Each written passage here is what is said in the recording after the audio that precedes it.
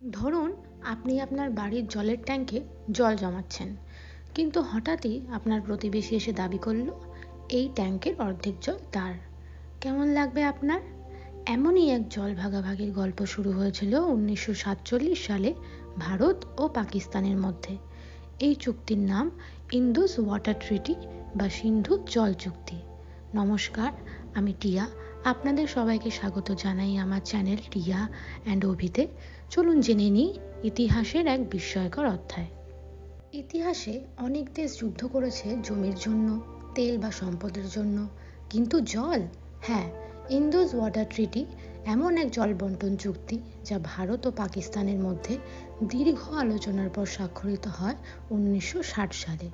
এটি শুধু একটি চুক্তিই নয়, বরং একটি আন্তর্জাতিক উদাহরণ কিভাবে দুটি প্রতিদ্বন্দ্বী দেশ জল নিয়ে সহাবস্থান করতে পারে।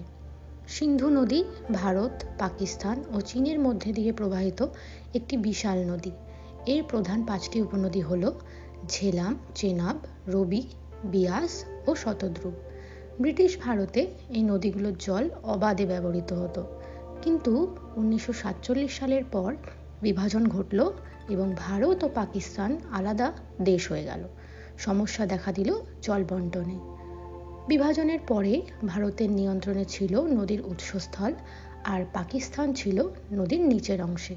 ফলাফল, পাকিস্তান আশঙ্কা করেছিল যে ভারত জল আটকে দিতে পারে।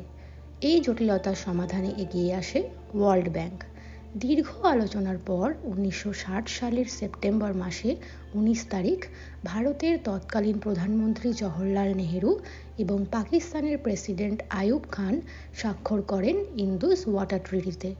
চুক্তি অনুযায়ী 3টি পশ্চিম দিকের নদী ঝেলাম, চেনাব ও ইন্দাস পাকিস্তানকে দেওয়া হয়, আর পূর্ব দিকের নদী রবি, বিয়াস ও শতদ্রু ভারতের জন্য নির্ধারিত হয়। তবে ভারত কিছু নির্দিষ্ট শর্তে পশ্চিম নদীগুলোর জল কৃষিকাজ, বিদ্যুৎ উৎপাদন ইত্যাদির জন্য ব্যবহার করতে পারে।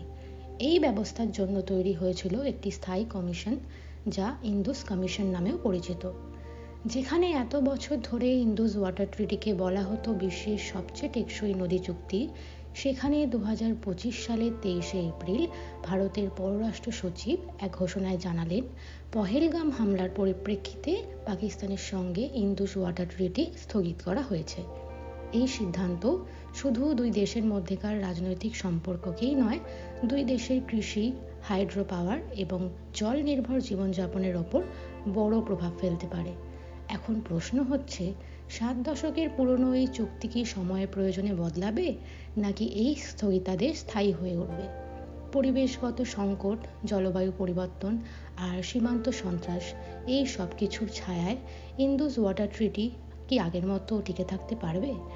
ইতিহাসে এই প্রথমবার ইন্দুস ওয়াটার ট্রিটির ভবিষ্যৎ এতটা অনিশ্চয়তার মধ্যে পড়েছে।